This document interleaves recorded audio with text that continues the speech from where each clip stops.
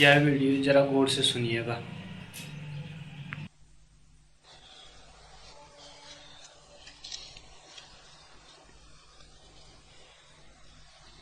पहला प्रश्न, सांडिल्य सूत्र पर हुए पिछले 3 प्रवचनों में भक्ति गंगा ज्ञान गंगा बनकर बहती नजर आई। क्या भक्ति और ज्ञान का भेद सत्य ही है? क्या गहरे में दोनों एक ही हैं? भेद मात्र सत्य ही होता है। भेद मात्र ऊपर ऊपर है, भीतर अभेद है। भीतर अर्थात अभेद, बाहर अर्थात भेद।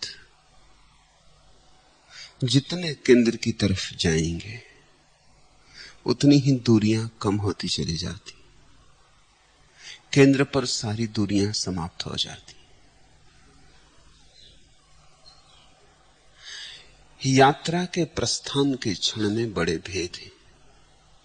भक्त एक ढंग से जाता है, ज्ञानी दूसरे ढंग से जाता है। प्रस्थान के क्षण में दोनों विपरीत भी मालूम होंगे, भेद ही नहीं विरोधी भी, एक दूसरे की तरफ पीठ करके जाते हुए, एक दूसरे का निषेध करते हुए।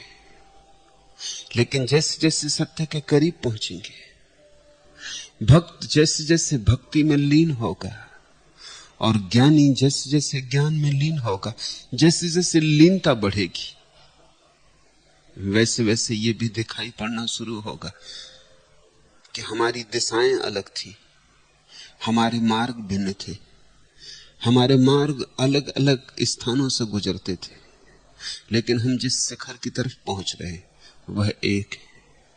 शिखर पर पहुंचकर सारी दिशाएं एक हो जाती हैं और सब आयाम एक हो जाते हैं। तो जैसे जैसे सांडिल्य गहरे उतर रहे हैं वैसे वैसे भक्ति ज्ञान बनती मालूम पड़ेगी। ऐसा होना ही चाहिए, यही लक्षण है गहराई का। और जब तुम भेद ही ना कर पाओ, जब भक्त की भाषा और ज्ञानी की भाषा में ही भेद रह जाए, इंगित एक की ही तरफ होने लगे, प्रेम और ज्ञान जब एक ही तरफ इशारा करे, तभी जानना कि घर आया, कि मंजिल पर पहुंचे। जब तक जरा सा भी भेद रहे, जरा सा भी मन में दुराव रहे, दुई रहे, तब तक समझना अभी मंजिल आई नहीं, अभी और चलना, अभी और यात्रा करनी, रुक मत जाना। जब तक ज्ञान में, भक्ति में, कर्म में जरा सा भी इंच भर का भी भेद रहे, तब तक रुक मत जाना। यही कसौटी है। शिखर पर पहुंचना है। और शिखर का लक्षण क्या होगा? कैसे जानोगे कि शिखर पर पहुंच गए? पहले तो कभी गए नहीं हो शिखर पर, पहुंचोगे तो पहली बार पहुंचोगे। पहचान क्या होगी? पहचान यही होगी कि वहां सारे शास्त्र गले मिलते मालूम होंगे। पहचान यही होगी कि वहां महावीर और मीरा में जरा भेद न रह जाएगा। पहचान यही होगी कि वहां ज्ञान, भक्ति और कर्म एक ही सत्य के 3 चेहरे होंगे। त्रिमूर्ति का वहां दर्शन होगा, लेकिन तीनों के पीछे एक ही प्राण, एक ही अनुभूति।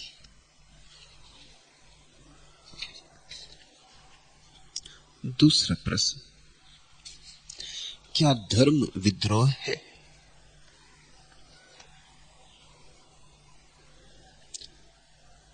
धर्म विद्रोह है,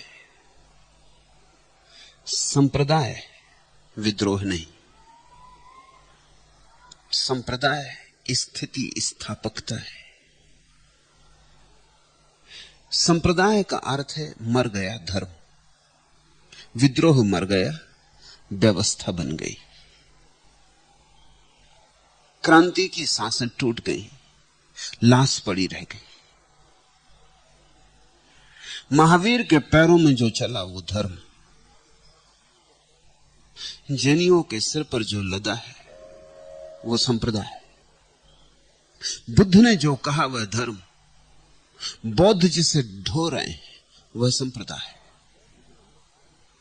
कृष्ण में जो गाया वह धर्म, हिंदू जिसके संबंध में विवाद कर रहे हैं वह संप्रदाय। हिंदू, जैन, बौद्ध, ईसाई, मुसलमान, यहूदी, ये धर्म की लाशें, इनका धर्म से कुछ लेना देना नहीं। इनका धर्म से कुछ लेना देना नहीं है, वैसे ही जैसे लाश का जीवित व्यक्ति से कुछ लेना देना नहीं।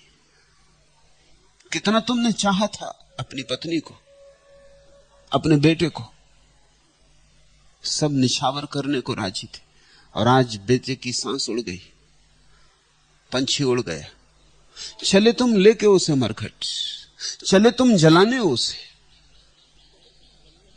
जिसके पैर में कांटा गड़ जाता तो तुम रात भर न सो पाते, जिससे जरा सी तकलीफ होती तो तुम सब कुछ दांव पर लगा देते। आज उसे लेकर चले तुम मरघट, तुम ही लेके चले मरघट, जमीन में गड़ाने की, आग पर सुलाने। थोड़ा सोचो तो क्या हो गया। जीवित जो था वह और था, अब तो मिट्टी पड़ी रह गई। मिट्टी को जो चिन्मय करता था, मृण्मय में जो चिन्मय था वो तो जा चुका। तुमने जिसे चाहा था वो अब नहीं। कभी कभी ऐसा भी हो सकता है, अक्सर ऐसा हो जाता है कि कोई बंदरिया, उसका बेटा मर जाता है, फिर भी उसको छाती से लगाए घूमती रहती, इसी आशा में कि शायद फिर सांस लौट आएगी। ऐसी ही संप्रदाय की दशा है। यह सच है कि जब कोई जागृत व्यक्ति जीता है परमात्मा को, तो परम का अवतरण होता है। उसकी छाया में प्रभु की आभा होती, उसके शब्दों में शून्य का संगीत होता है, उसकी आंखों में उसके हृदय की तरंगें होती, उसके स्पर्श में जो नहीं दिखाई पड़ता है और जिसे नहीं छुआ जाता वह दिखाई पड़ता है और वह छुआ जाता है। तुम आनंद मग्न हो जाते हो, तुम उसके साथ किसी भी बगावत में जाने को राजी हो जाते हो, तुम उसके साथ किसी भी क्रांति पथ पर जाने को राजी हो जाते हो, तुम उसके साथ नरक में रहना पसंद करोगे बजाय अकेले स्वर्ग में रहने के। बुद्ध के साथ नरक मिले तो भी सौभाग्य होगा।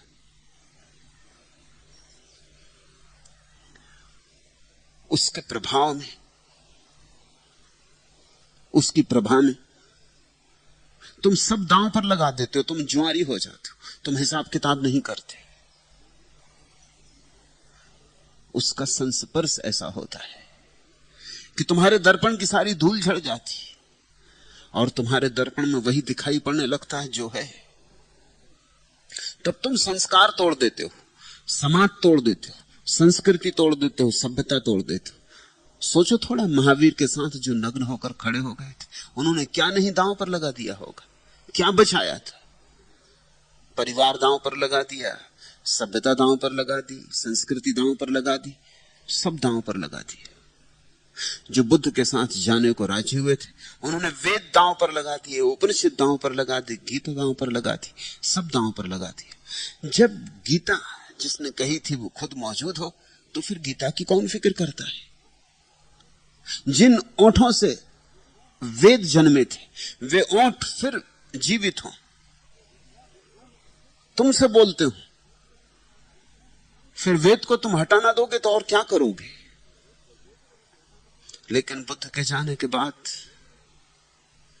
उस पक्षी के उड़ जाने के बाद तुम्हारे हाथ में शब्द मात्र की संपदा रह जाती। फिर तुम उन्हीं शब्दों में वेद खोजते हो, उपनिषद खोजते हो, फिर वेद निर्मित होता, फिर उपनिषद निर्मित होता। विद्रोह समाप्त हो गया। अब तुम कुछ दांव पर नहीं लगाते, अब तुम सिर्फ पूजा करते हो। अब धर्म औपचारिकता होता है। अब तुम मंदिर चले जाते हो, सिर झुकाते हो पत्थर की मूर्ति को। तुम नहीं झुकते, सिर्फ सिर झुकता है, कोरा खाली, तुम्हारा हृदय नहीं झुकता। तुम सिर्फ औपचारिक सम्मान।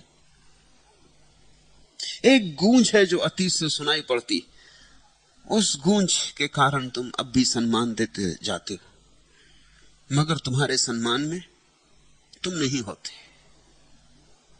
आज तुम कुछ भी दांव पर नहीं लगाते, उल्टा आज तुम बुद्ध या महावीर या कृष्ण या क्राइस्ट के साथ खड़े होकर कुछ कमाने की सोचते हो। प्रतिष्ठा मिलती, सम्मान मिलता है। मंदिर जाने वाले को प्रतिष्ठा मिलती, सम्मान मिलता है। लोग सोचते हैं धार्मिक है, और जिसे भी लोग सोचते हैं धार्मिक है, वह आदमी ज्यादा कुशलता से बेईमानी कर सकता है। उसकी धार्मिकता की आड़ में बेईमानी छिप जाती। इसलिए सभी बेईमान अपने को धार्मिक सिद्ध करने की चेष्टा में संलग्न होते। यज्ञ कराएंगे, हवन कराएंगे, पाठ करवाएंगे, सत्यनारायण की कथा कहलवाएंगे। ये विज्ञापन है, ये खबरें हैं, लोगों को पता हो जाए कि मैं धार्मिक हूं। तुम्हें मुझसे कोई भय नहीं है, और अगर मैं तुम्हारी जेब में हाथ डालूं तो तुम्हारे ही हित के लिए डाल रहा हूं, तुम्हारे ही लाभ के लिए। अगर तुम्हारी गर्दन काटूं, अगर तुम्हारा शोषण भी हो तो नानुच मत करना, मैं धार्मिक आदमी। लोग मंदिर बनवाते हैं, धर्मशाला खड़ी करवाते, ये प्रचार है, ये विज्ञापन की कला का हिस्सा है। एक बार लोग मान लें कि तुम धार्मिक हो तो तुम्हारे शोषण की क्षमता 1000 गुनी हो जाती।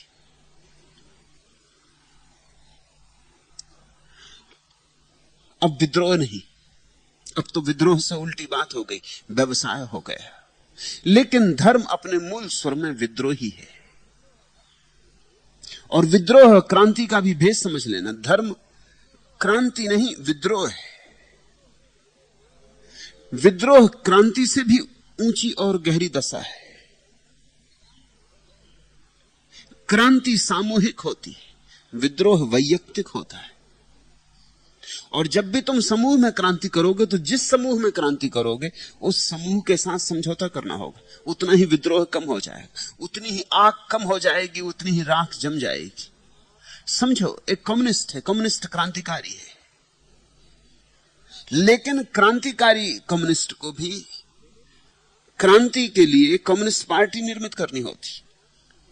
फिर जो लोग उस पार्टी में सम्मिलित होते हैं, स्वभावतः उनको अपनी व्यक्तिगत चिंतना खोनी पड़ती, उन्हें अपना व्यक्तित्व खोना पड़ता है। नहीं तो पार्टी कैसे बने, दल कैसे बने? व्यक्तित्व खोकर दल बन जाता है। फिर जो पार्टी कहे वही उन्हें कहना होता है। फिर वे जरा इंच भर यहां वहां नहीं जा सकते। ये बहुत विद्रोह ना हुआ, ये तो शुरू से ही विद्रोह के प्राण संकट में पड़ गए। विद्रोही वैयक्तिक होता है। महावीर ने कोई दल खड़ा नहीं कर लिया, विद्रोह किया, निजता ही विद्रोह थी। फिर जो लोग उनके पीछे चले वे भी कोई दल नहीं खड़ा कर लिए, इस बात को भी ख्याल में रखना। बहुत लोग उनके पीछे चले, लेकिन जो भी उनके पीछे चला वो व्यक्तिगत रूप से विद्रोह करके पीछे चला। महावीर से उनके शिष्यों का संबंध निजी है, प्रत्येक शिष्य का निजी। वही मैं तुमसे भी कहता हूं, प्रत्येक सन्यासी से मेरा संबंध निजी है। निजी इस अर्थ में कि तुमने सन्यास मुझसे लिया है, तुम मेरे द्वारा दीक्षित हुए हो, तुमने मेरा हाथ पकड़ा है, मेरे तुम्हारे बीच कोई और नहीं, किसी और ने भी मेरा हाथ पकड़ा है। स्वभाव था जिस दो व्यक्तियों ने मेरे हाथ पकड़े हैं उनके आपस में कुछ तालमेल होंगे, एक सा सुर होगा। लेकिन एक सा सुर होना चाहिए, इसकी कोई चेष्टा नहीं है। दोनों ने चूंकि मुझसे संबंध जोड़ा है, इसलिए दोनों में कुछ बातें तो मेल खाएंगी, लेकिन मेल खाना ही चाहिए, इसका कोई आग्रह नहीं। अगर इसका आग्रह हो तो विद्रोह मरना शुरू हो गया। प्रत्येक सन्यासी की निजता की सुरक्षा की जानी चाहिए। उसे किसी कीमत पर भी अपने अंतर विद्रोह की ज्वाला को छीन नहीं करना है। क्रांति सामूहिक होती है, विद्रोह वैयक्तिक होता है। क्रांति भविष्य उन्मुख होती है, विद्रोह वर्तमान में होता है। क्रांति कहती है कल जब हम संगठित होंगे और जब हम बदल देंगे समाज को, तब स्वर्ण युग आएगा, तब हम बसाएंगे एक नई दुनिया। क्रांति कल की तरफ देखती है। ख्याल रखना, समाज बीते कल की तरफ देखता है, क्रांतिकारी आने वाले कल की तरफ देखता है, विद्रोही आज में जीता है। न पीछे जो कल गया उसकी चिंता है, न आने वाले कल की कोई चिंता है। आने वाला कल अपने आप आ जाएगा। आज मैं जी लूं और मेरा विद्रोह प्रखर हो, मेरे विद्रोह में कोई समझौता ना हो, मैं किसी कीमत पर अपने को बेचूं नहीं, मैं जैसा हूं, जैसा चाहता हूं वैसा ही आज जी लूं। मेरे आज से ही कल भी निकलेगा, वो अपने आप आ जाएगा, उसकी कोई चिंता लेने की जरूरत नहीं। कल के आधार पर मैं आज को निर्मित ना करूं, बल्कि आज से कल को निकलने दूं तो विद्रोह। कल के आधार पर आज को निर्मित करूं तो क्रांति। फिर कल के आधार पर जब तुम आज को निर्मित करोगे, स्वभावतः तुम्हारे ऊपर जाल फैलना शुरू हो गए। तुमने ही फैलाना शुरू कर दिया, तुमने जंजीरें डाल ली, तुम्हारे स्वातंत्र्य में समझौता हो गया, तुम्हारी स्वतंत्रता पूरी ना रही। ठीक वर्तमान में जीना धर्म है, और धर्म बड़ी से बड़ी क्रांति है। क्योंकि धर्म के मूल सूत्र क्या है? जागो। यहां सोए हुए लोगों की दुनिया है। सोए हुए लोगों ने उनकी नींद सुव्यवस्था से चले ऐसे नियम बना रखे। जो आदमी भी जागेगा, सोए हुए लोग उससे नाराज होंगे, वे उसे सुली देंगे, क्योंकि जागा आदमी उनकी नींद में खलल डालने लगेगा। तुमने देखा नहीं, तुम अगर रोज सुबह 8 बजे तक सोते हो और तुम्हारे घर में कोई व्यक्ति 3 बजे से उठाता हो, तो उसकी मौजूदगी से खलल पड़ने लगता। अगर वो प्रार्थना करे, पूजा करे, व्यायाम करे, आसन करे, योग करे, उसकी मौजूदगी से, उसके जागने से एक दिया जलाए, स्नान करे, बाकी लोगों की नींद में बाधा पड़ने लगी, बाकी लोगों को कठिनाई होने लगी। ये छोटी सी जीवन की दुनिया में, लेकिन विराट में जब कोई जागता है तो उसकी मौजूदगी दूर दूर तक खलल पहुंचा देती। न मालूम कितने लोगों की नींद टूटने लगती, न मालूम कितने लोगों के सपने थटाने लगते। नहीं तो तुम जीसस को सूली क्यों देते? सुकरात को जहर क्यों पिलाते? तुम्हें पिलाना पड़ा, तुम्हें अपनी नींद की रक्षा करनी थी। ये लोग इतने जोर से चिल्लाने लगे, ये इतना शोरगुल मचाने लगे, ये तुम्हें आके हिलाने लगे, ये तुम्हें उखाड़ने लगे तुम्हारी नींद से, ये चिल्लाने लगे कि तुम जो देख रहे हो वो सपना है, जागो, आंख खोलो। और तुम मधुर सपने देख रहे थे, सोने के महल बना रहे थे, तुम बड़ी कामनाओं में लिप्त थे, तुम बड़े मीठे सपनों में जा रहे थे, और कोई आके चिल्लाने लगा, और कोई आके जगाने लगा।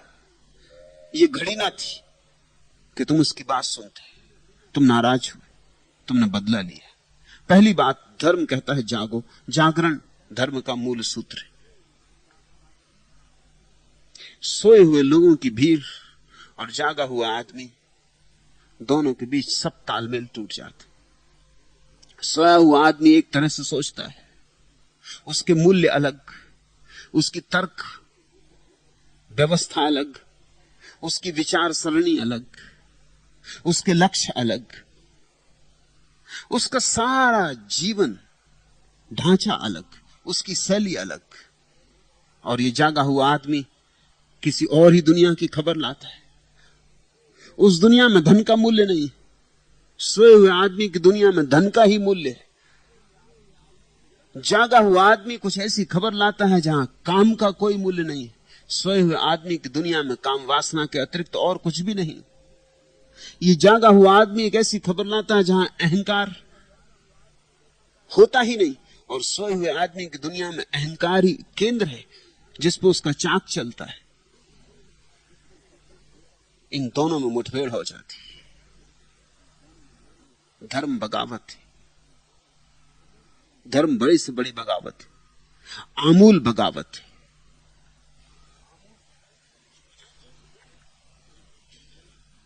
मैं कोई मुल्क नहीं हूं कि जला दोगे मुझे, कोई दीवार नहीं हूं कि गिरा दोगे मुझे, कोई सरहद भी नहीं हूं कि मिटा दोगे मुझे। यह जो दुनिया का पुराना नक्शा मेज पर तुमने बिछा रखा है, इसमें कावाक लकीरों के सिवा कुछ भी नहीं। तुम मुझे इसमें कहां ढूंढते हो? मैं एक अरमान हूं दीवानों का, सख्त जहां ख्वाब हूं कुचले हुए इंसानों का। लूट जब हद से सिवा होती, जुल्म जब हद से गुजर जाता है, मैं अचानक किसी कोने में नजर आता हूं, किसी सीने से उभर आता हूं। आज से पहले भी तुमने मुझे देखा होगा, कभी मशरिक में, कभी मगरिब में, कभी शहरों में, कभी गांवों में, कभी बस्ती में, कभी जंगल में। मेरी तारीख ही तारीख है, ज्योग्राफिया कोई भी नहीं, और तारीख भी ऐसी जो पढ़ाई तो जा नहीं सकती। लोग छुप छुप के पढ़ा करते कि मैं गालिब कभी मगलूब हुआ, कातिलों को कभी सूली पे चढ़ाया मैंने, और कभी आप भी मसलूब हुआ। फर्क इतना है कि कातिल मेरे मर जाते हैं, मैं न मरता हूं न मर सकता हूं। धर्म ऐसा शाश्वत विद्रोह है जो न मरता है न मर सकता है, लौट लौट आता है। तुम तो जल्दी ही, एक बुद्ध विदा होता है कि तुम जल्दी ही फिर अपनी नींद में खोने लगते हो। तुम जल्दी से अपनी चादर ओढ़ लेते हो, अपने तकिए संभाल लेते हो, तुम फिर निश्चिंत होकर सपना देखने लगते हो। लेकिन किसी न किसी कोने से बगावत फिर उभर आती, किसी न किसी कोने से परमात्मा फिर आवाज देता है। परमात्मा तुमसे हारता नहीं, और परमात्मा तुमसे ऊबता भी नहीं, और परमात्मा तुम्हारे प्रति उपेक्षा से भी नहीं भरता।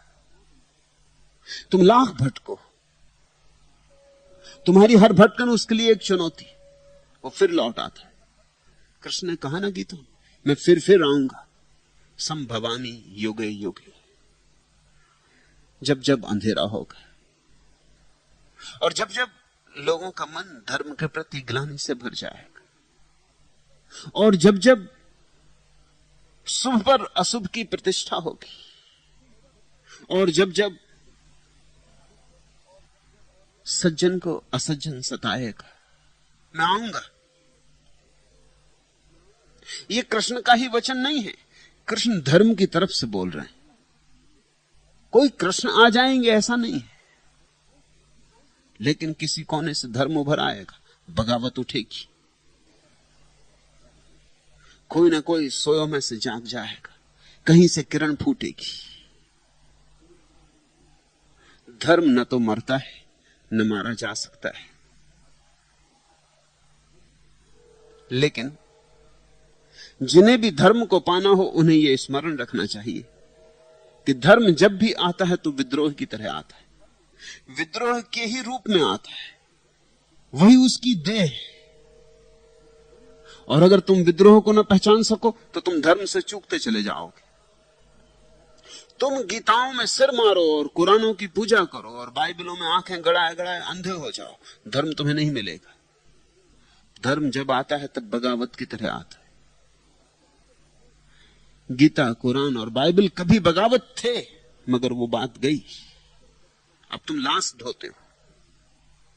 अब तुम्हें फिर कहीं खोजना होगा कोई जो जागा हुआ हो, तुम्हें फिर किसी क्राइस्ट का हाथ पकड़ना होगा। और कठिनाई यही है कि बाइबल प्यारी लगती है और क्राइस्ट बहुत कष्टकर मालूम होते। बाइबल प्यारी लगती है क्योंकि बाइबल तुम्हें बदल ही नहीं सकती। तुम बाइबल का तकिया बना लेते हो और मजे से सो जाते हो। सर्दी ज्यादा हो तो बाइबल का कंबल बना लेते हो और ओढ़ लेते हो, मजे से सो जाते हो। क्राइस्ट का ना तो तुम तकिया बना सकोगे और ना कंबल बना सकोगे।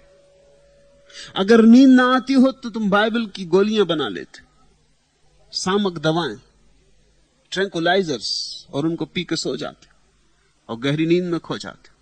तुम जीसस का ट्रैंकुलाइजर ना बना सकोगे, तुम जीसस से नींद का कोई उपाय ना खोज सकोगे।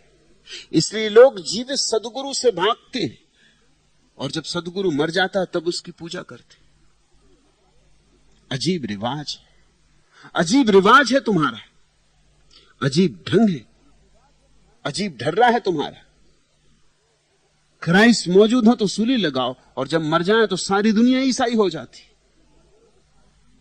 मोहम्मद जब हो तो तुम्हें उन्हें एक गांव में शांति से नहीं बैठने देते। मोहम्मद की जिंदगी भर एक गांव से दूसरे गांव में भागने में बीती, और जब मोहम्मद मर जाते तो तुम लाखों मस्जिदें बनाते हो, करोड़ों लोग मोहब्बत के चरणों में सर झुकाते। करोड़ों लोगों के लिए मोहम्मद हृदय की गहरी से गहरी धुन हो जाते। मगर ये बड़ा मजा है, इस मजे को देखो, पहचानो, और ये मत सोचना ये किसी और ने किया है, ये तुमने किया है, और ये तुम अभी भी कर रहे हो।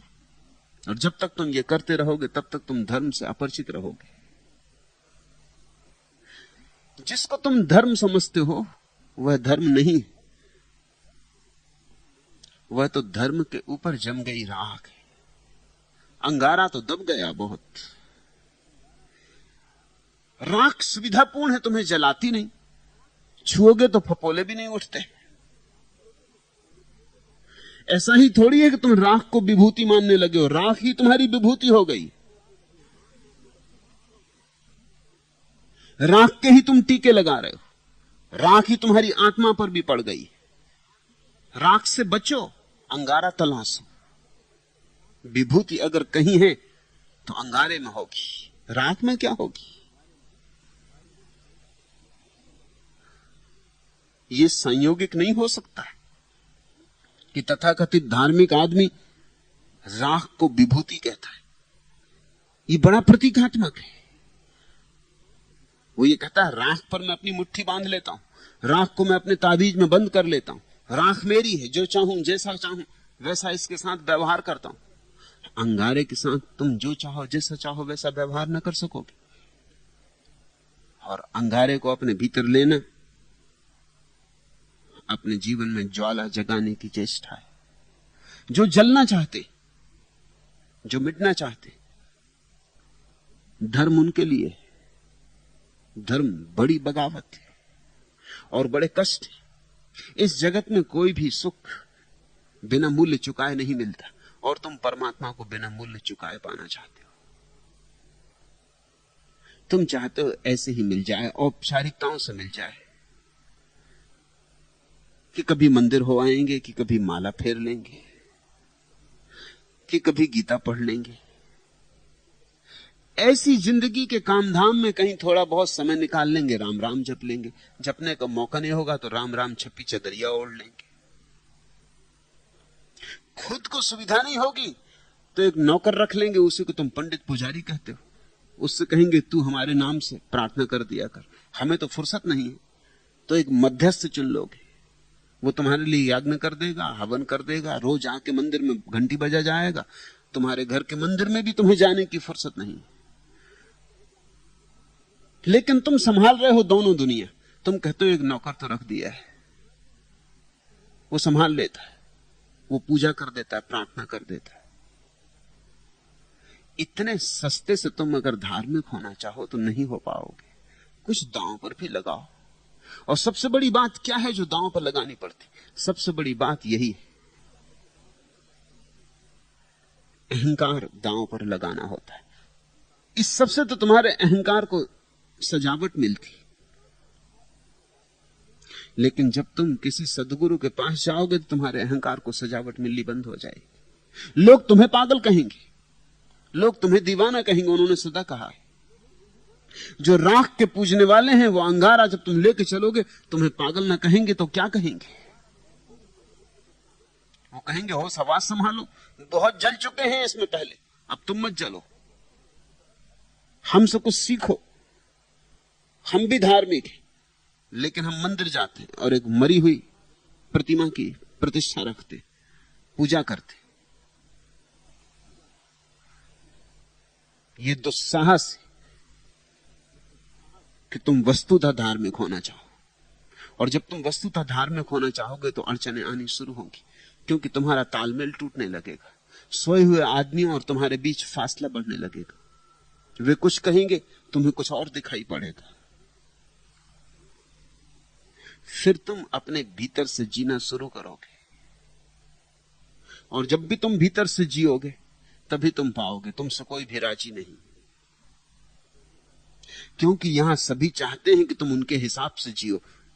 तुम्हें स्वतंत्रता देने को यहां कोई भी उत्सुक नहीं, न तुम्हारे पिता, न तुम्हारी मां, न तुम्हारे गुरु, न तुम्हारा पुरोहित, न तुम्हारे बेटे, न तुम्हारी बेटियां, न तुम्हारी पत्नी, न तुम्हारे पति।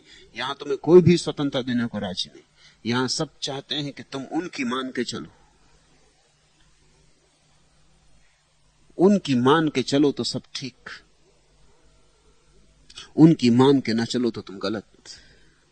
और जिस दिन तुम भीतर की आवाज सुनने लगोगे, उस दिन तुम किसी की भी न मान सकोगे, उस दिन परमात्मा की माननी पड़ेगी। इसलिए वे कहते हैं ध्यान इत्यादि में मत पड़ना, भक्ति इत्यादि में मत उलझना, क्योंकि जो पहले उलझे, जैसे मीरा उलझी तो फिर देखा क्या हुआ, लोक लाज खोई। वैसी लोक लाज तुम भी खो दोगे। किसी महिला ने पूछा है कि आपकी बातें सुनती हूं तो नाचने का मन होता है, लेकिन फिर डर लगता है कि लोग क्या कहेंगे। ये तो प्रत्येक के सामने सवाल उठेगा, लोग क्या कहेंगे।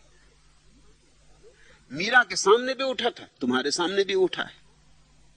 मीरा ने वही सुना जो भीतर हुआ, छोड़ दी लोक लाज। अब ये तुम पर निर्भर है। अगर तुमने ये सुना कि लोग क्या कहेंगे और उनके अनुसार चले, तो तुम सांप्रदायिक रहोगे, हिंदू, मुसलमान, ईसाई, मगर धार्मिक कभी ना हो पाओगे। और मीरा ने जो जाना उससे तुम वंचित रह जाओगे, और वही जानने योग्य है, वही पाने योग्य है। अंधों की मानोगे तो अंधे रह जाओगे। अगर मानना हो तो किसी आंख वाले की मानना, और आंख वाले को किताब में मत खोजना, क्योंकि किताब के पास कहां आंख है, आंख वाले को ही खोजना। और ऐसा कभी नहीं होता कि इस दुनिया में आंख वाले ना होते हो। परमात्मा इस दुनिया को कभी भी खाली नहीं करता, किसी न किसी कोने में खड़ा ही रहता। जो खोजते हैं उन्हें मिल जाता है, मगर वे ही पा सकते हैं जो विद्रोह करने की क्षमता रखते। तीसरा प्रश्न, क्या सन्यास भक्ति की शुरुआत है? कृपा करके कहिए। सन्यास सिर्फ शुरुआत है, न भक्ति की, न ज्ञान की, न कर्म की। सन्यास सिर्फ शुरुआत है, फिर 3 मार्ग हो जाते। कोई ज्ञान पर जाएगा, कोई भक्ति पर, कोई कर्म पर। सन्यास तो सिर्फ जाने की तैयारी। सन्यास तो इस बात की घोषणा है कि मैं जाने को तैयार हूं। इसके बाद मार्ग अलग हो जाएंगे। यहां मेरे पास सन्यासी हैं, हजारों सन्यासी हैं, उनमें भी 3 तरह के लोग हैं। कुछ हैं जो कर्म से ही जा सकेंगे, कर्मोन्मुख हैं, उन्हें मैं कर्म में लगाता हूं। उनके लिए कहता हूं कि कर्म ही प्रार्थना है, कर्म ही पूजा है। उन्हें कहता हूं कि कृत्य में डूब जाओ, इस कृत्य को परमात्मा का कृत्य मान लो और इसमें डूब जाओ,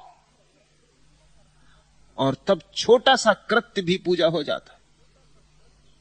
जैसे किसी को मैंने कहा उदाहरण के लिए कि आश्रम में सफाई करो, अब तुम ये चकित होगे कि सफाई किसी के लिए ध्यान बन जाती। आश्रम में एक सफाई करने वाले सन्यासी हैं, पीएचडी हैं, यूनिवर्सिटी के प्रोफेसर थे। वो मुझसे आके कहते हैं, इतना आनंद मुझे कभी हुआ ही नहीं, ये क्या कर दिया। अब इस पे भरोसा ना आएगा किसी को भी कि क्या कर दिया, कुछ भी नहीं किया है। आश्रम में बुहारी लगा रहे हैं और उनके जीवन में क्रांति घटित हो गई। बुहारी लगाने से कहीं क्रांति घटित होती तो कितने बुहारी लगाने वाले लोग हैं दुनिया में, ये सब सिद्ध हो जाते। नहीं, जब तुम किसी कृत्य को अपना समर्पण बना लेते हो तब क्रांति घट जाती। कृत्य कोई भी हो, बुहारी लगाना ही क्यों ना हो। कुछ लोग हैं जो कृत्य के माध्यम से परमात्मा तक पहुंचेंगे। उनके पास बड़ी ऊर्जा है। उनसे तुम कहो कि आंख बंद करके बैठ जाओ और ध्यान करो, तो उन्हें बड़ी अड़चन हो जाएगी। छोटे बच्चे को कहो कि आंख बंद करके ध्यान करो, वो बैठ भी जाएगा आंख बंद करके, तो हिलेगा, डुलेगा, हाथ पैर चलाएगा, करवटें बदलेगा, इधर खो जाएगा, उधर खो जाएगा, बीच बीच में आंख खोल कर देखेगा। छोटे छोटे सन्यासी मेरे पास जब सन्यास लेने आते हैं, छोटे बच्चे, उनसे मैं कहता हूं आंख बंद करो, तो वो इतने भींच के आंख बंद करते। उसके भींचने का कारण ही, अगर भींच के ना करें तो खुल जाएगी। सारी ताकत लगा देते, फिर भी खुल जाती। फिर भी बीच में जरा देख लेते हैं कि फोटो उनकी निकाली जा रही कि नहीं, कि चारों तरफ लोग कैसा अनुभव कर रहे हैं, कोई हंस तो नहीं रहा है। छोटे बच्चे के पास इतनी ऊर्जा है, अभी ऊर्जा का प्रवाह शुरू हुआ है, अभी सब ताजा ताजा है, अभी गंगा को बहुत बहना है, अभी विराट ऊर्जा लेकर आया है परमात्मा के घर से। अभी उसे बुद्ध की तरह आंख बंद करके बिठाया नहीं जा सकता। कुछ लोग हैं जिनके पास सामान्य से ज्यादा ऊर्जा है, उनके लिए कृत्य ही मार्ग बनेगा। फर्क इतना ही हो जाएगा कि अब कृत्य उनका नहीं होगा, परमात्मा का होगा, वे उपकरण होंगे। यही भेद होगा सन्यासी और संसारी में। काम तो दोनों करेंगे, सन्यासी भी करेगा, संसारी भी करेगा। संसारी करता है इस भाव से कि मैं करता, और सन्यासी करता है इस भाव से कि प्रभु करता है, मैं सिर्फ उपकरण, उसके हाथ का हथियार। बस उसी समर्पण भाव में क्रांति घटती। फिर किसी को मैं भक्ति में लगाऊंगा, जैसे स्त्रियां या बहुत से भावुक पुरुष हैं जिनकी सारी ऊर्जा हृदय के पास संग्रहित है, जिनके हृदय के पास सारी धड़कन है। न तो देह की शक्ति में उनका प्रवाह है और न मस्तिष्क के विचारों में उनका प्रवाह है। उनका सारा जीवन केंद्रित है भाव के पास। प्रीति उनका द्वार है। उनको मैं कहूंगा नाचो, प्रभु का गीत गाओ, स्तुति करो, प्रार्थना करो, आह्लादित हो। उनको संगीत में डुबाऊंगा, उन्हें नृत्य में लगाऊंगा, उन्हें प्रार्थना पूजा की विधियों में ले जाऊंगा। फिर कोई है जिसकी सारी ऊर्जा मस्तिष्क में इकट्ठी। ये तीन जगह हैं जहां ऊर्जा इकट्ठी होती है, शरीर, हृदय और मन। शरीर अर्थात कर्म, हृदय अर्थात भक्ति, मन अर्थात ज्ञान। जिनकी ऊर्जा वहां संग्रहित है उन्हें ध्यान की कुछ विधि दूंगा, उन्हें चिंतन मनन निधिध्यासन की कोई विधि दूंगा। सन्यास सिर्फ शुरुआत है, भक्ति की नहीं। सन्यास शुरुआत है परमात्मा की तरफ जाने की। तुमने संकल्प किया कि अब जाता हूं, यात्रा पर निकलूंगा। तुमने पाथे तैयार कर लिया, तुमने अपना बोरिया बिस्तर बांध लिया, तुम आकर गांव के द्वार पर खड़े हो गए। सन्यास महाप्रस्थान है। अब तीन रास्ते निकलेंगे। जिस दिन तुमने तय कर लिया कि जाना है उस यात्रा पर, प्रभु को खोजना है, फिर तीन रास्ते निकलेंगे। फिर सन्यासी तीन हिस्सों में विभाजित हो जाएंगे। इन तीनों का मिलन होगा अंतिम दिन फिर, लेकिन बीच में कहीं मिलन ना होगा। इनके रास्ते बीच में कभी नहीं कटेंगे। जो भक्ति के मार्ग से गया है उसे पता ही नहीं चलेगा कि ज्ञानी का रास्ता कहां है और ज्ञानी कहां खो गया है। जो कर्म के मार्ग से गया है उसे भक्ति की भाषा समझ में नहीं आएगी। जो ज्ञान के मार्ग से गया उसे भी कर्म और भक्ति दुरूह मालूम पड़ेंगी, असंभव मालूम पड़ेंगी। भीतर उसके यही ख्याल होगा कि ये लोग भटक गए, मैं पहुंच रहा हूं। तीनों जानेंगे कि मैं पहुंच रहा हूं, बाकी दो भटक गए, क्योंकि बाकी दो दिखते नहीं रास्ते पर कहीं। लेकिन अंतिम घड़ी में फिर मिलन है। प्रस्थान के पूर्व तीनों एक जगह खड़े होते हैं और जब यात्रा पूरी हो गई तब तीनों फिर एक शिखर पर पहुंच जाते हैं। संन्यास सिर्फ शुद्ध प्रारंभ है।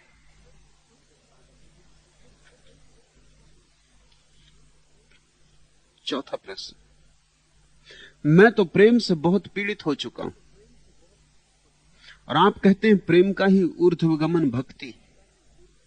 प्रभु, अब उस कीचड़ में नहीं पड़ना चाहता हूं।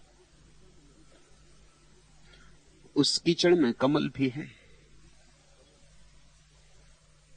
तुमने कीचड़ ही देखी तो तुमने पूरा नहीं देखा, तुमने अधूरा देखा। तुम प्रेम को सीढ़ी ना बना पाए, प्रेम तुम्हारे मार्ग में पत्थर बन गया, तुम उस पत्थर पे चढ़ ना पाए, नहीं तो तुम्हें और ऊंचाई मिलती। इसमें प्रेम का कसूर नहीं है, तुम्हारा ही कसूर है। तुम कहते हो मैं तो प्रेम से बहुत पीड़ित हो चुका हूं। प्रेम ने कभी किसी को पीड़ित नहीं किया। हां, प्रेम के कारण बहुत लोग पीड़ित मालूम पड़ते हैं, लेकिन कारण कुछ और ही होता है। समझो, कुछ लोग प्रेम के कारण पीड़ित होते हैं क्योंकि वो चाहते हैं फलां व्यक्ति मुझे प्रेम करे। अब ये फलां व्यक्ति की स्वतंत्रता है कि तुम्हें प्रेम करे या ना करे, ये तुम्हारा आग्रह नहीं हो सकता। तुमने किसी के सामने जाके और किसी के घर के सामने जाकर और बोरिया बिस्तर लगा दिया और कहा कि हम अनशन करेंगे, हमसे प्रेम करो, हम सत्याग्रह करते, नहीं तो हम मर जाएंगे। ऐसा हुआ एक गांव में, एक आदमी ने ऐसा लगा दिया एक सुंदर युवती के द्वार पर। उसका बाप तो बहुत घबराया, सत्याग्रहियों से कौन नहीं घबराता। और उसके दो चार साथी संगी भी थे, उन्होंने बाजार में जाकर खूब शोरगुल मचा दिया कि सत्याग्रह हो गया। गांव भर उत्सुक हो गया, लोगों की भीड़ आने लगी, लोग उससे पूछने लगे कि क्या मामला है। वो बाप तो बहुत घबराया, उसने करना क्या है। शाम तक तो बहुत गांव में शोरगुल मच गया और सारा गांव उसके पक्ष में, क्योंकि उसने सत्याग्रह किया, गांधीवादी। ये कोई पूछे नहीं कि सत्याग्रह किया किस लिए। मुरारजी ने अनशन किया था, किसी ने पूछा किस लिए किया था।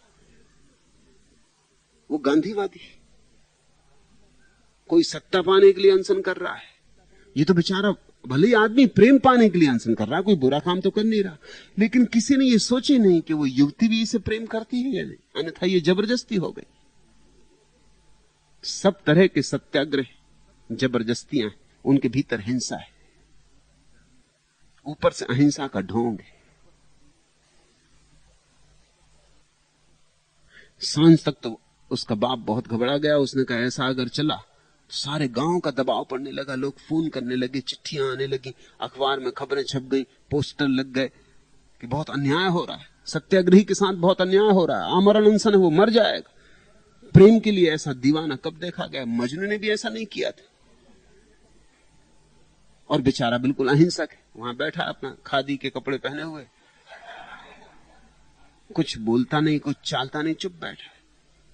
किसी ने उसके बाप को, लड़की के बाप को सलाह दी कि अगर इससे निपटना हो तो एक ही रास्ता है,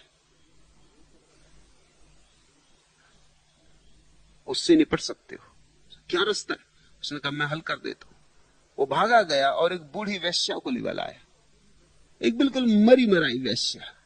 एक तो वेश्या और मरी मराई, उसको देख के किसी का जी मिचला जाए, भयंकर बदबू उससे आ रही। उसको ले आया। उस युवक ने जब देखा वो जो सत्याग्रह करा, तो तू यहां किस लिए आई? उसने कहा मुझे तुमसे प्रेम, मैं भी यही सत्याग्रह करती हूं, जब तक तुम मुझसे विवाह ना करोगे मर जाऊं भला। बस फिर घड़ी आधा घड़ी में युवक ने अपना बिस्तर सटोला और भागा। फिर सत्याग्रह समाप्त हो गया।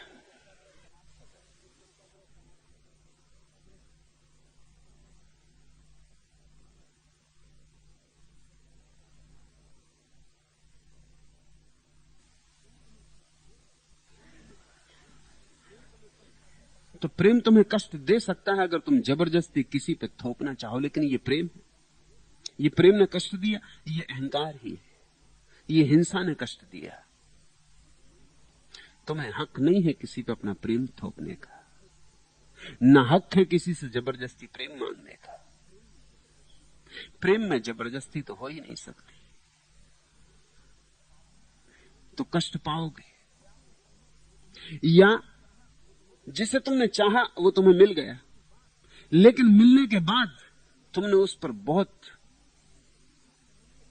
अपने को आरोपित किया, तुमने उसे अपनी संपत्ति बनाना चाहा, तुमने उसके सब तरफ पहरे बिठा दी, तुमने कहा बस मुझसे प्रेम और किसी से भी नहीं, मेरे साथ हंसना और किसी और के साथ नहीं। और तुम बड़े भयभीत हो गए और तुम सुरक्षा करने लगे और तुम सदा चिंता करने लगे और तुम जासूसी करने लगे। और अगर तुमने अपनी पत्नी को या अपने पति को किसी के साथ हंसते और मुस्कुराते देख लिया तो तुम्हारे भीतर आग लग गई। इससे तुमने कष्ट पाया, इससे तुम पीड़ित हुए, लेकिन ये पीड़ित होने का कारण प्रेम नहीं, दूसरे को संपत्ति मानने में ही पीड़ा है। कोई इस जगत में किसी की संपत्ति नहीं है, न कोई इस जगत में किसी की संपत्ति होने को पैदा हुआ है, न किसी को होना चाहिए। ये अपमान है। कोई किसी का गुलाम नहीं। प्रेम दो स्वतंत्र व्यक्तियों के बीच का बहाव है। जब भी उनमें से कोई गुलाम हो जाएगा, एक या दोनों गुलाम हो जाएंगे, तभी बहाव रुक जाता है। और जब बहाव रुक जाता है तब बड़ी पीड़ा है, तब बड़े कांटे चुभ जाते, तब जीवन में घाव हो जाते। प्रेम से लोग दुख पा रहे हैं, वो प्रेम के कारण नहीं, प्रेम के नाम पर कुछ और चल रहा है, अहंकार चल रहा है। ये अहंकार ही है। तुम चकित हो गई ये जानकर कि व्यक्तियों के साथ तो ईर्ष्या होती ही होती, ऐसी स्थितियों में भी ईर्ष्या हो जाती जहां की ईर्ष्या का कोई कारण नहीं। पति घर आया है, पत्नी दिन भर राह देखती रही और पति आके अखबार पढ़ने बैठ गए। पत्नी अखबार छीन ले सकती, फाड़ के फेंक दे सकती, अखबार से ईर्ष्या हो जा सकती कि मेरे और तुम्हारे बीच आने वाला अखबार कौन होता है। ये आकस्मिक नहीं है कि दुनिया के बहुत सृजनशील व्यक्तियों को अविवाहित रहना पड़ा। उसके पीछे कुल कारण इतना था कि अगर तुम्हें संगीत से प्रेम है तो बस इतनी काफी, अब स्त्री को तुम प्रेम ने मत करो। स्त्री के प्रेम में पड़े तो संगीत और स्त्री में संघर्ष हो जाएगा। सुकरात की स्त्री सुकरात को पीट देती थी। एक बार उसने चाय की पूरी केतली सुकरात के ऊपर उड़ेल दी, उसका आधा चेहरा सदा के लिए जल गया और काला हो गया। क्या अड़चन थी? अड़चन यही थी कि सुकरात सदा दर्शन में लीन था। उसके शिष्य आते, वो दर्शन की बातों में ऐसा तल्लीन हो जाता कि पत्नी को पीड़ा होने लगती। उसे पीड़ा यह थी कि ये दर्शन शास्त्र को मुझसे ज्यादा चाहता। अब ये किसी व्यक्ति के साथ भी ईर्ष्या का कारण नहीं, लेकिन दर्शन शास्त्र को मुझसे ज्यादा चाहता। ये बात स्त्री बर्दाश्त नहीं कर सकती। तुम्हारी पत्नी को अगर नृत्य से प्रेम हो या संगीत से, तो तुम्हें लगेगा तुम्हारी अवहेलना हो रही। दुनिया में बड़े चित्रकारों को, बड़े संगीतज्ञों को, बड़े कवियों को, बड़े दार्शनिकों को अविवाहित रहने को मजबूर होना पड़ा। विवाह महंगा सौदा मालूम हुआ।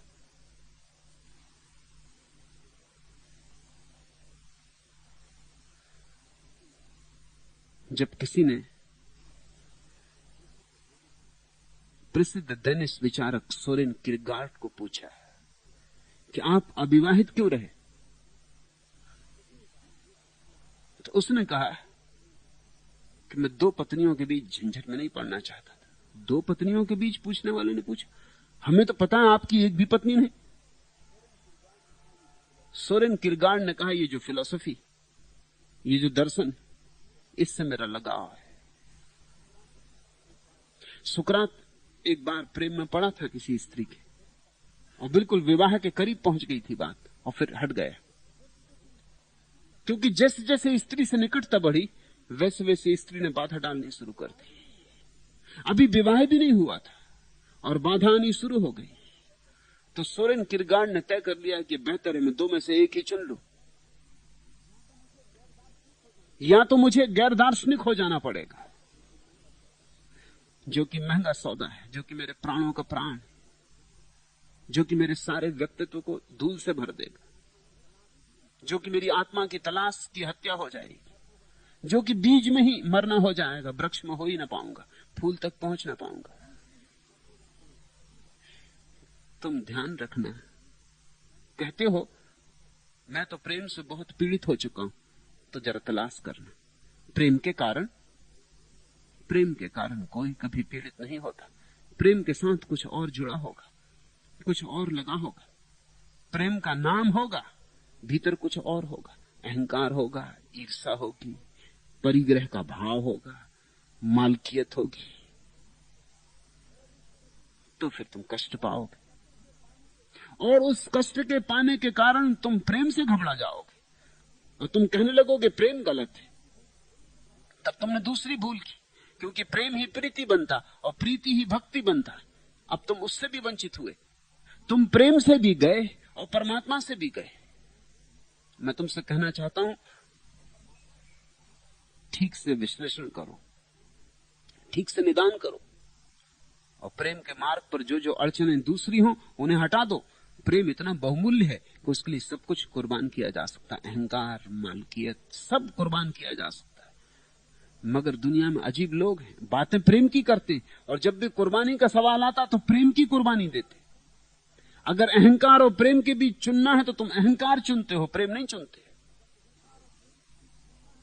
और फिर दोष भी प्रेम को देते हो। मेरे पास रोज लोग आते, कोई छोटी सी बात पति पत्नी में हो गई और उनमें झगड़ा खड़ा हो गया, इतनी छोटी बात कि जब वो मुझे बताने आते हैं तो संकोच करते हैं। पत्नी पति से कहती आप ही कह दे, पति कहता नहीं तुम ही कह दो। मैं पूछता हूं बात क्या, कहते क्यों नहीं? वो कहते बात इतनी छोटी है कि यहां इतने लोगों के सामने कहने में संकोच होता है। जब बात इतनी छोटी है और तलाक तक नौबत आ पहुंची, तो मामला क्या है? तुमने प्रेम किया ही नहीं, या किया भी तो बड़ा विषाक्त किया। और आज एक छोटी सी बात पर मैंने सुना है कि हॉलीवुड में एक विवाह हुआ, और जब उस अभिनेत्री ने अपने पति के साथ रजिस्ट्रार के दफ्तर में दस्तखत किए, दस्तखत के करते ही उसने कहा कि नहीं, रजिस्ट्रार से कहा कि रद्द करिए, मुझे ये विवाह नहीं करना। रजिस्ट्रार भी चौंका, उसका पति तो बहुत चौंका, होने वाला पति जो कि हो ही चुका था, पति दस्तखत हो चुके थे स्टाम्प पे। रजिस्ट्रार ने कहा लेकिन अभी तो कोई बात ही नहीं हुई, झगड़ा शुरू ही नहीं हुआ। मुझे पता है कि 6 महीने में झगड़ा शुरू होगा, मगर अभी तो कोई बात भी नहीं उठी। उस अभिनेत्री ने कहा झगड़ा हो गया, क्योंकि मैंने अक्षर दस्तखत किए और इसने इतने बड़े अक्षर किए मेरे सामने। इससे मतलब साफ है, ये झंझट में मुझे पढ़ना नहीं।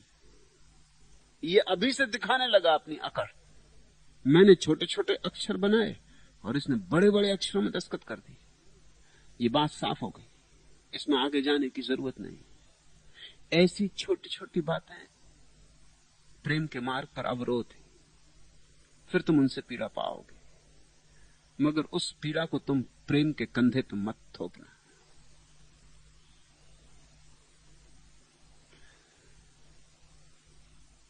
प्रेम ने कभी पीड़ा नहीं दी, प्रेम ने सदा सुख दिया है, प्रेम ने सदा शांति दी है। प्रेम है तो एकमात्र वस्तु है इस जगत में जिसमें परमात्मा की थोड़ी झलक है। प्रेम ही तो एकमात्र ऊर्जा है यहां, जो आदमी की बनाई हुई नहीं, जो अकृत्रिम स्वाभाविक है, जो तुम्हारे प्राणों के प्राण में बसी, जो तुम्हारी आत्मा का भोजन है। जैसे शरीर बिना भोजन के ना जी सकेगा, वैसे तुम्हारी आत्मा भी बिना प्रेम के नहीं जी सकती। इसलिए तो प्रेम की इतनी तलाश है, और जिसको प्रेम मिल जाता है उसे सब मिल जाता है। फिर इसी प्रेम के और आगे सोपान है। प्रेम तो सीढ़ी का नाम है, फिर इसके आगे और सीढ़ियां हैं, मगर वे सब प्रेम से ही उत्पन्न होती। तुमसे मैंने कहा कि प्रेम के ये 4 रूप हैं। स्नेह, अपने से छोटे के प्रति हो, बच्चे के प्रति। प्रेम, अपने से समान के प्रति हो, मित्र के प्रति, पति पत्नी के प्रति। श्रद्धा, अपने से बड़े के प्रति हो, मां के प्रति, पिता के प्रति, गुरु के प्रति। और भक्ति, परमात्मा के प्रति, समग्र के प्रति। ये सब प्रेम की ही धारणाएं। ये प्रेम के ही अलग अलग ढंग है, ये प्रेम का ही पूरा नृत्य है, ये प्रेम की ही भाव भंगिमाएं। मगर प्रेम को शुद्ध करते चलो तो पीड़ा नहीं मिलेगी, परम आनंद मिलेगा। और इतने जल्दी थक मत जाओ, इतने जल्दी हार मत जाओ, इतने जल्दी बूढ़े मत हो जाओ, इतने जल्दी हताश मत हो जाओ। कैफी आजमी की ये कुछ पंक्तियां हैं।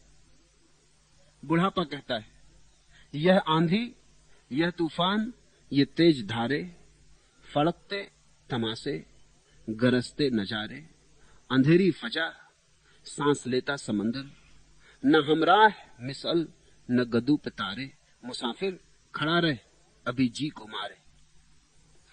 जवानी कहती है, उसी का है साहिल, उसी के कगारे, तला तुम में फंसकर जो दो हाथ मारे, अंधेरी फजा, सांस लेता समंदर, यूं ही सर पटकते रहेंगे ये धारे, कहां तक चलेगा किनारे किनारे। जिस दिन तुम हारे उस दिन बूढ़े हुए, जिस दिन तुमने कहा कि तूफान बड़ा है अभी रुक जाओ, तुम सदा के लिए रुक गए। तूफान तो सदा है, तूफान तो इस जगत के होने का ढंग है, तूफान तो संसार है। अगर तुमने कहा यह आंधी, यह तूफान, ये तेज धारे, फड़कते तमाशे, गरजते नजारे, अंधेरी फजा, ये अंधेरी रात, सांस लेता समंदर, ये उठती हुई गहरी सांसें समंदर की, न हमराह मिसल, हाथ में एक मिसाल भी नहीं, न गदू पे तारे और आकाश में एक तारा भी नहीं, मुसाफिर खड़ा रहे अभी जी को मारे, तो तुम सदा खड़े रह जाओगे, क्योंकि ये तूफान ऐसा ही चलता रहेगा, ये शाश्वत है। ये तारे कभी उगेंगे नहीं। तारे उनको मिलते हैं जो तारों को उघाड़ते, तारे उनको मिलते हैं जो तारों को पैदा करते। और मसाल कहां से आएगी? जो अपने हृदय की मसाल बनाते हैं उन्हीं के हाथ में मसाल होती। मसाल कहां से आएगी? जो अपने को जलाते उन्हीं के पथ पर रोशनी होती, और तो कोई रोशनी का उपाय नहीं। जो अपने प्रेम को प्रज्वलित करते उन्हीं का मार्ग रोशन हो जाता है। न हमराह मिसल, न गदू पे तारे, मुसाफिर खड़ा रहे अभी जी को मारे। अभी जी को मार के खड़े हो गए तो सदा के लिए खड़े हो जाओगे। ऐसे ही तो बहुत लोग खड़े हो गए, सदियों सदियों से खड़े, न मालूम कितने जन्मों से खड़े, उतरते ही नहीं तूफान में। और जितनी देर खड़े रहोगे उतना ही भय पुराना होता जाता, उतनी ही भय की जड़ें फैलती चली जाती। नहीं, इसको चुनौती समझो। प्रेम चुनौती है। प्रेम के संघर्ष में जाना ही होगा। उसी का है साहिल, उसी के कगारे। जो चुनौती स्वीकार करता है उसी का है साहिल, उसी के कगारे। तला तुम में फंसकर जो दो हाथ मारे, तूफान में उतर के जो दो हाथ मारता है, फिर तूफान सहयोगी हो जाता है। तूफान सदा ही दुश्मन नहीं है। तूफान दुश्मन उनका है जो किनारे पर खड़े। तूफान उनका संगी और साथी है जो उसमें दो हाथ मार के आगे बढ़ते। तूफान उन्हें उठा लेता है, तूफान उन्हें दूसरे किनारे तक पहुंचा देता है। तूफान उनके लिए नाव बन जाता है। उसी का है साहिल, उसी के कगारे। तला तुम में फंसकर जो दो हाथ मारे, अंधेरी फजा, सांस लेता समंदर। यूं ही सर पटकते रहेंगे ये धारे, कहां तक चलेगा किनारे किनारे। प्रेम में अड़चने, प्रेम में कठिनाइयां हैं। प्रेम का फूल बहुत से कांटों के बीच खिलता है, सच, इसे मैं स्वीकार करता हूं। लेकिन प्रेम कांटा नहीं। प्रेम की झाड़ी में बहुत कांटे हैं, प्रेम तो उस झाड़ी का फूल है। इस डर से कि कहीं कोई कांटा हाथ में न चुभ जाए, और निश्चित कांटा हाथ में चुभ सकता है। कांटे वहां हैं। जो फूल को तोड़ने जाएगा उसकी उंगलियों में कभी खून आ सकता है, लेकिन वो खून दांव पर लगाने जैसा है। फूल की तलाश में अगर थोड़ा खून गिरे तो बुरा कुछ भी नहीं। खून का करोगे भी क्या, और आज नहीं कल गिर ही जाएगा। आज नहीं कल मिट्टी में सब मिल ही जाएगा। इसके पहले कि मिट्टी तुम्हें अपने में लीन कर ले, तूफान में 2 हाथ मार लो। इसके पहले कि कब्र में समा जाओ, जिंदगी, जवानी, जोश, इसका थोड़ा उपयोग करो, थोड़े पंख फैला लो।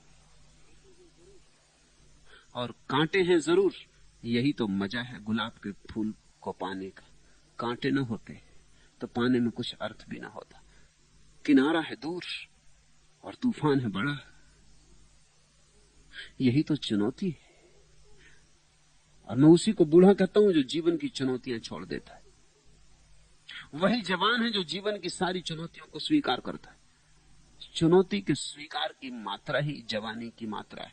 तब कोई आदमी मरते दम तक जवान रह सकता है और कोई आदमी पहले से ही बूढ़ा हो सकता है। यह देश बुरी तरह बूढ़ा हो गया है। इस देश की फजा बूढ़ी हो गई, इस देश की हवा बूढ़ी हो गई, इस देश में बच्चे बूढ़े ही पैदा होते। पैदा होते से ही उनके जीवन में क्या क्या गलत है, क्या क्या बुरा है, क्या क्या कठिन है, उसका ही सारा शिक्षण चलता है। उन्हें जीवन को स्वयं देखने का मौका ही नहीं मिलता। वे अपनी परख पैदा नहीं कर पाते, अपना अनुभव नहीं ले पाते। वे किनारे पर ही अटक जाते, वे कभी जवान नहीं हो पाते। मैं तुमसे चाहता हूं कि तुम उतरो तूफान में, तूफान से तैरे तो ही दूसरा किनारा पा सकोगे। इस पार संसार है, उस पार परमात्मा है, और प्रेम का तूफान है दोनों के बीच में। लेकिन प्रेम को शुद्ध करते चलना है, रोज रोज शुद्ध करते चलना है। प्रेम से गंदगी हटाते चलना है, प्रेम से कीचड़ छांटते चलना है, और प्रेम के कमल को संभालते चलना है। एक दिन जब प्रेम परिपूर्ण रूप से शुद्ध हो जाता है, जब अपने पूरे निखार को उपलब्ध होता है, तो वही भक्ति है।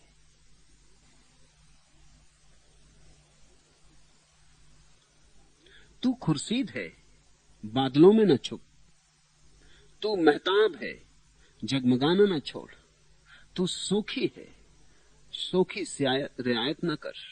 तू बिजली है, बिजली जलाना न छोड़।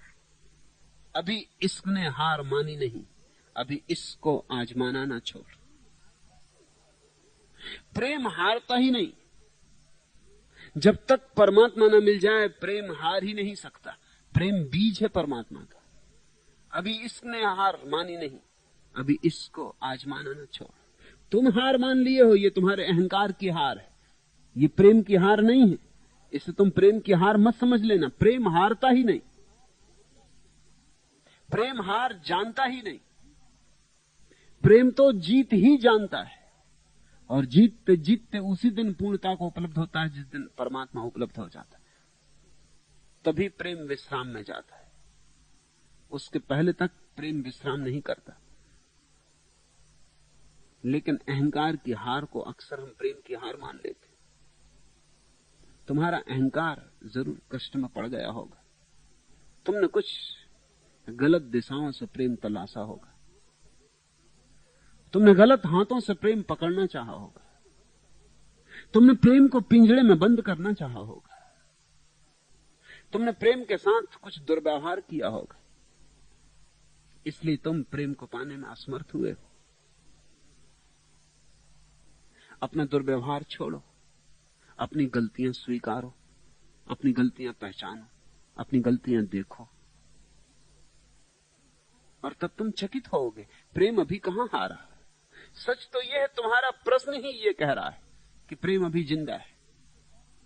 तुम कहते हो मैं तो प्रेम से बहुत पीड़ित हो चुका हूं, और आप कहते हैं कि प्रेम का ही ऊर्ध्वगमन भक्ति है। प्रभु अब उस कीचड़ में नहीं पड़ना चाहता। ये तुम्हारा अहंकार बोल रहा है, प्रेम को कीचड़ कह रहा है। लेकिन तुम्हारे भीतर ये प्रश्न उठा, ये इस बात का सबूत है कि अभी भी प्रेम में प्राण है, और अभी भी प्रेम में अंकुर है, और अभी भी प्रेम फिर से वृक्ष बन सकता है। किसने तुमसे कहा कि प्रेम कीचड़ है? कीचड़ भी है और कमल भी। अगर तुमने कीचड़ ही जाना तो तुमने पूरा प्रेम नहीं जाना। इसलिए तो कमल को पंकज कहते। पंक यानी कीचड़, कीचड़ से जो जन्मता है उसका नाम पंकज। कितना अद्भुत रूपांतरण होता है। कहां कीचड़, गंदी कीचड़ एक तलैया तालाब की, और कहां फिर ये प्यारा कमल। इस देश ने तो कमल के ऊपर किसी फूल को नहीं रखा, इसलिए विष्णु की नाभि में कमल को उगाया है, इसलिए बुद्ध को कमल पे बिठाया है। कमल इस देश के प्राणों में बसा है। कमल की कुछ खूबी है, कमल में कुछ जादू है जो किसी फूल में नहीं। वो जादू क्या है? वो जादू यह है कि कमल बड़ी अशुद्ध कीचड़ से उठता है और इतना शुद्ध, इतना निर्विकार, चमत्कार है कमल। कमल रहस्यपूर्ण है। कमल इस जगत में रूपांतरण का प्रतीक है, अद्भुत रूपांतरण का। सारा रसायन बदल गया। कहां कीचड़ थी? गंदगी से भरी, बदबू से भरी। सोच भी ना सकते थे कि इसमें कमल पैदा हो सकता है।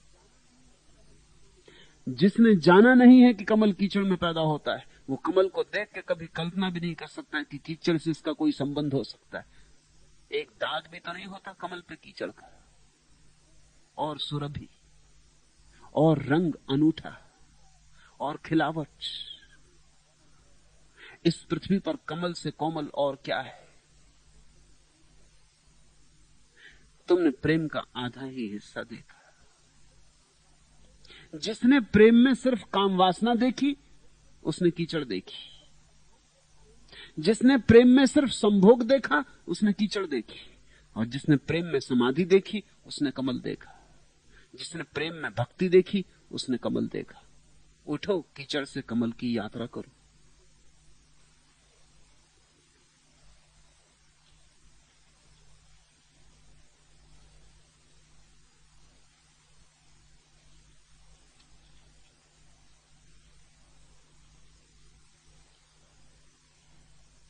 पांचवा प्रश्न, भक्त, भक्ति और भगवान,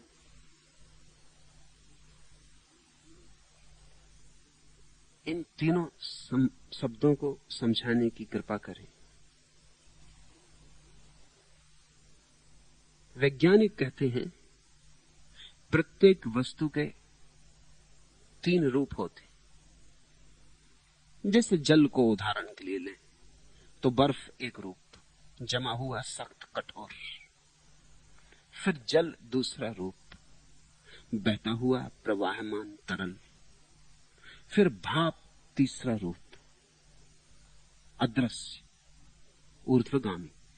तीनों में बड़ा फर्क है। बर्फ कठोर है, जल जरा भी कठोर नहीं। बर्फ फिर है, एक जगह अटका है। बर्फ में कोई गति नहीं, जल में गति है, प्रवाह है। जल यात्रा है। बर्फ पत्थर की तरह पड़ा है, इसलिए तो बर्फ को पत्थर का बर्फ कहते। उसमें कोई यात्रा नहीं, बंद, कहीं जाता नहीं, उसमें कुछ होता नहीं, जैसा का तैसा है। मुर्दा है, जड़ है। जल में जीवन है, गति जीवन का आधार है। फिर जल में और भाप में भी बड़े फर्क है। जल सदा नीचे की तरफ जाता है, भाप सदा ऊपर की तरफ जाती है। जल अधोगामी, भाप ऊर्ध्वगामी। जल दिखाई पड़ता है, भाप दिखाई भी नहीं पड़ती। और भी क्रांति घट गई, भाप अदृश्य के साथ एक हो गई।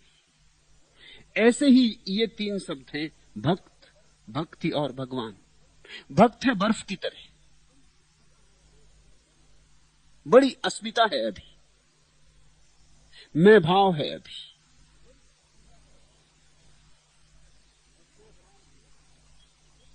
भक्ति है तरलता, नृत्य, गति, यात्रा। भक्त चल पड़ा। भक्त अब पड़ा नहीं, उठ खड़ा हुआ। भक्त अब रुका नहीं है, उसने पहला कदम तो उठा लिया, और जिसने पहला कदम उठा लिया उसने आधी यात्रा पूरी कर ली। क्योंकि एक एक कदम से ही तो हजारों मील की यात्रा पूरी हो जाती है। पहला कदम ही कठिन है, फिर तो सब सरल हो जाता है, क्योंकि सब कदम एक जैसे हैं।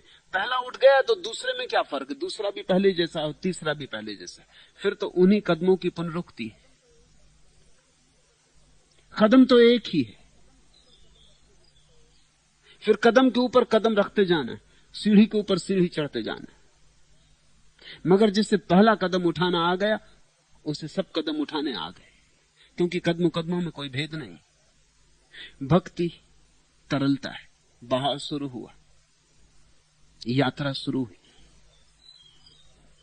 और भगवान वाष्प की दशा है, अदृश्य होने की दशा।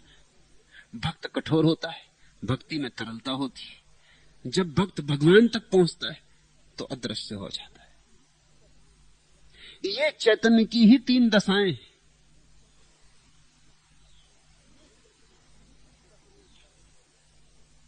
भक्त से शुरू करना है, भगवान पर पूर्णाहुति होनी। भक्त कभी भगवान को मिलता है ऐसा मत सोच लेना।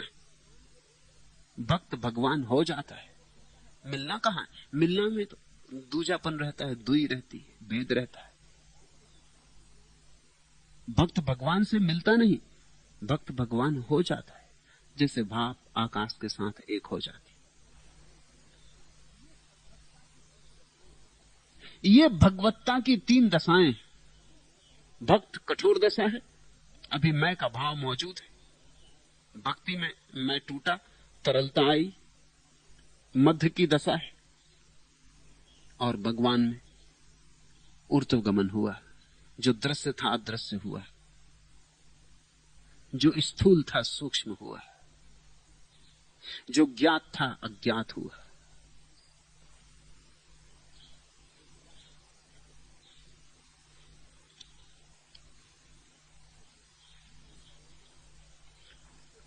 छठवां प्रश्न, आपके पास आना और बैठना अच्छा लगता है, लेकिन प्रवचन सुनने के बाद कुछ और ही लगने लगा है। लगता है कि कोई गहरा नशा किया हो। ध्यान वगैरह करने की भी इच्छा नहीं होती, पर संन्यास लेने की इच्छा होने लगी। क्या इस योग्य हूं?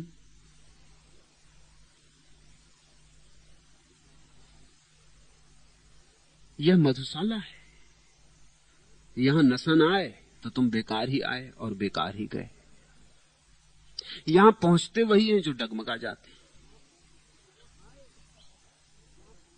यहां आए इसका सबूत ही यह है कि लौटते समय आंखों में खुमार हो, कि मन में एक मस्ती हो, कि एक नशा छाया हो, कि दूर की पुकार सुनी गई, कि दूर के तारों ने तुम्हें निमंत्रण दिया, कि अभिप्सा जगी,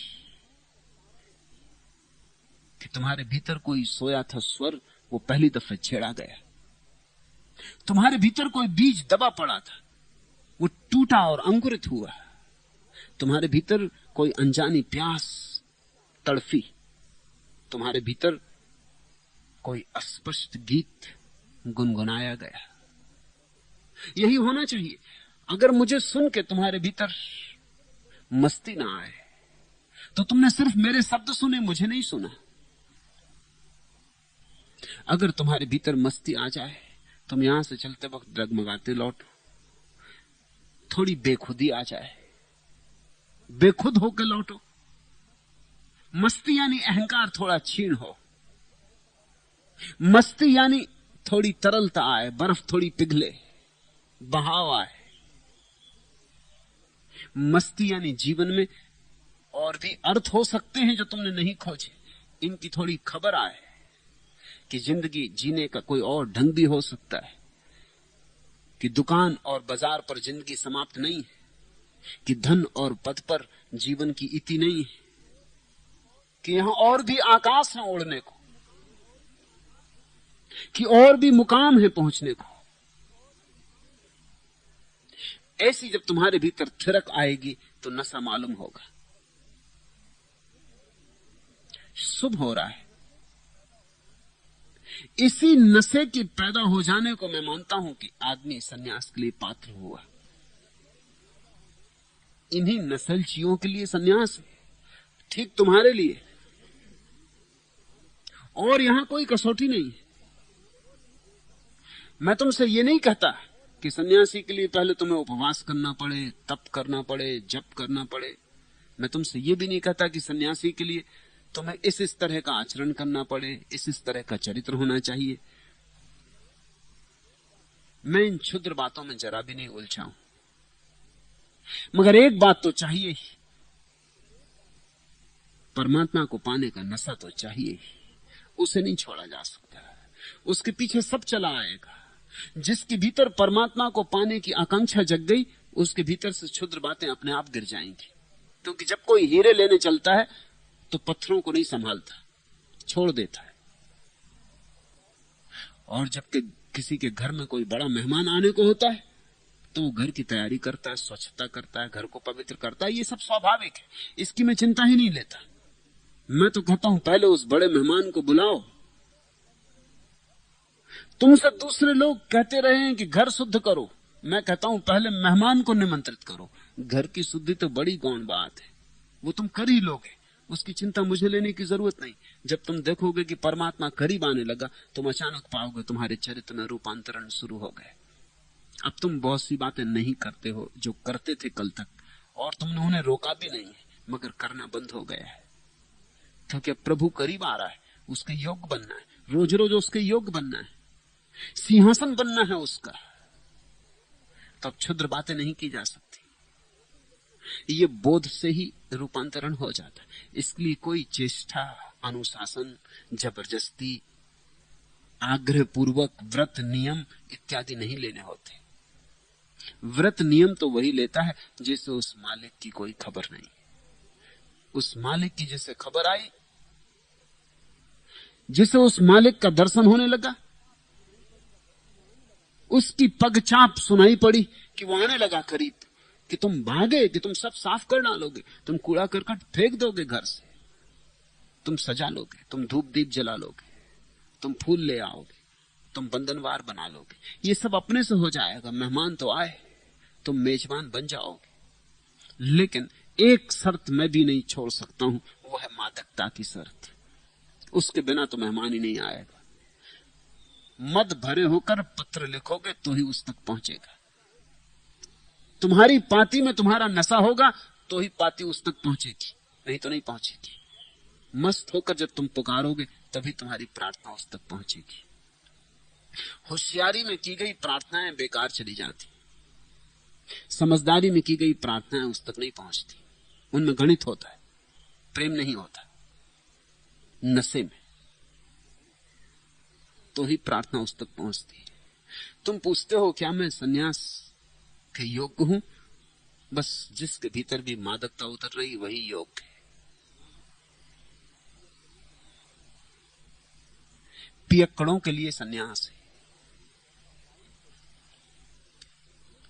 लाई फिर एक लग जैसे मस्ताना तेरे शहर में, फिर बनेंगी मस्जिदें मैखाना तेरे शहर में। आज फिर टूटेंगी तेरे घर की नाजुक खिड़कियां, आज फिर देखा गया दीवाना तेरे शहर में। जुर्म है तेरी गली से सर झुकाकर लौटना, कुफ्र है पथराव से घबराना तेरे शहर में। सहना में लिखे हैं खंडरात की हर एक ईंट पर, हर जगह है दफन एक अफसाना तेरे शहर में। कुछ कनीजें जो हरी में नाज में हैं बारियाब, मांगती हैं जानो दिल नजराना तेरे शहर में। जान और दिल से कम नजराना वहां नहीं चलेगा। मस्त ही कोई हो, पागल ही कोई हो, तो ही जान और दिल का नजराना दे। लाई फिर एक लग से मस्ताना तेरे शहर में, एक मादक लड़कड़ाहट, एक मद भरी चाल फिर तेरे शहर में ले आई। लाई फिर एक लग से मस्ताना तेरे शहर में। उसके शहर में लोग लड़खड़ाते हुए पहुंचते हैं, जो संभल के चलते हैं वो तो वहां पहुंचते नहीं। संभलने वाले के लिए संसार है, संभले हुए के लिए संसार है। लड़खड़ाने की कला आनी चाहिए, लड़खड़ा के ही कोई उसके मंदिर तक पहुंचता है। लाई फिर एक लफ्ज से मस्ताना तेरे शहर में, फिर बनेंगी मस्जिदें मैखाना तेरे शहर में। और जब भी कोई एकाध ऐसा मस्ताना पैदा होता है तो मस्जिदें मैखाना बन जाती। और जब मस्जिदें मैखाना होती तब जिंदा होती, तब वहां विद्रोह होता है, तब वहां जीवन होता है, तब वहां परमात्मा की शराब डाली जाती, पी जाती, पिलाई जाती।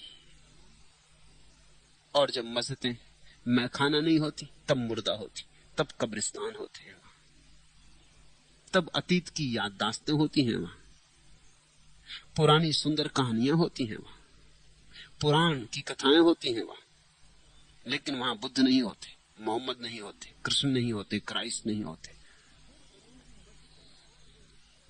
फिर बनेंगी मस्जिदें मैखाना तेरे शहर में, आज फिर टूटेंगी तेरे घर की नाजुक खिड़कियां, आज फिर देखा गया दीवाना तेरे शहर में।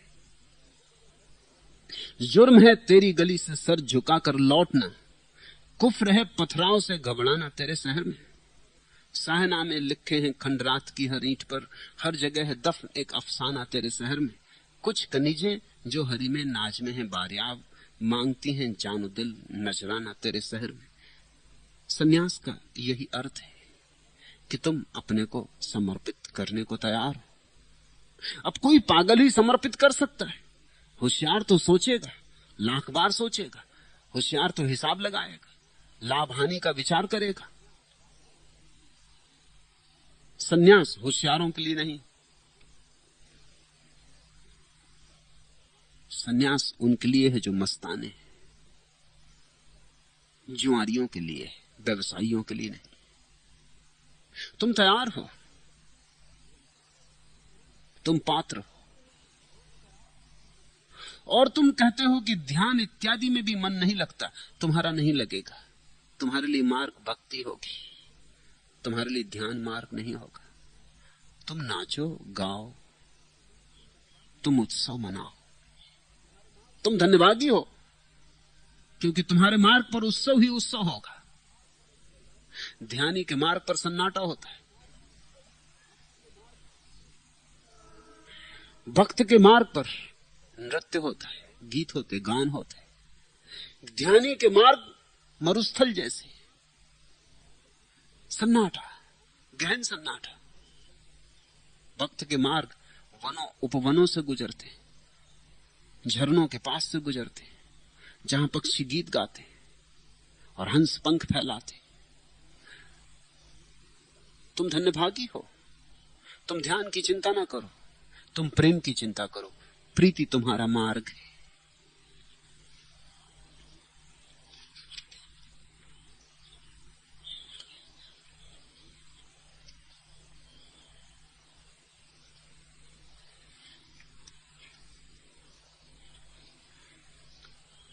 तुम्हारे लिए जीवन को एक महोत्सव बनाना होगा, प्यार का जश्न नई तरह मनाना होगा, गम किसी दिल में से ही गम को मिटाना होगा। कांपते ओंठों पे पैमाने वफा क्या कहना, तुझको लाई है कहां लग जिससे पा क्या कहना। मेरे घर में तेरे मुखड़े की जिया क्या कहना, आज हर घर का दिया मुझको जलाना होगा।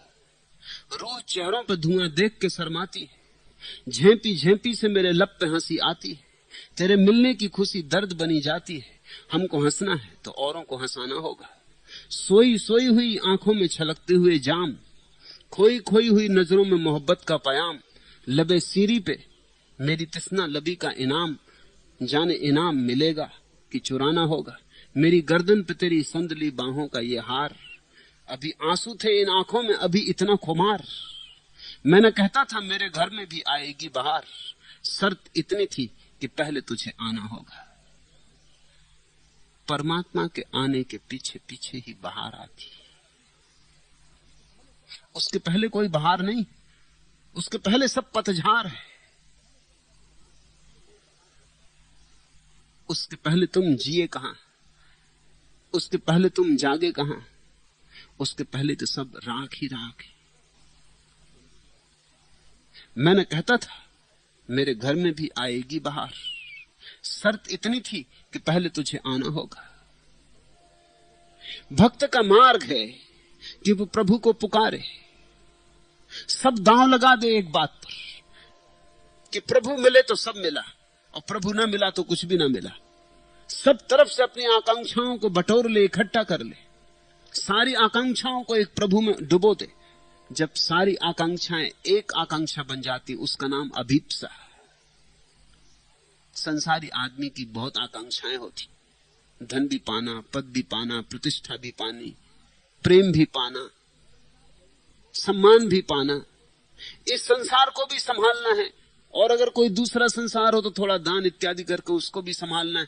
उसके पास 25 वासनाएं होती, सभी को संभालने में सभी खो जाता है।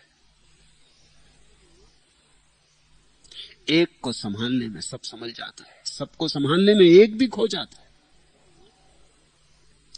भक्त की एक ही आकांक्षा होती है, वो सारी आकांक्षाओं को एक ही आकांक्षा में डुबा देता है। वो सारे तीरों को एक ही निशाने पर लगा देता है। वो सारी किरणों को इकट्ठा कर लेता है और एक ही दांव लगा देता है। भभक के उठती है फिर आग।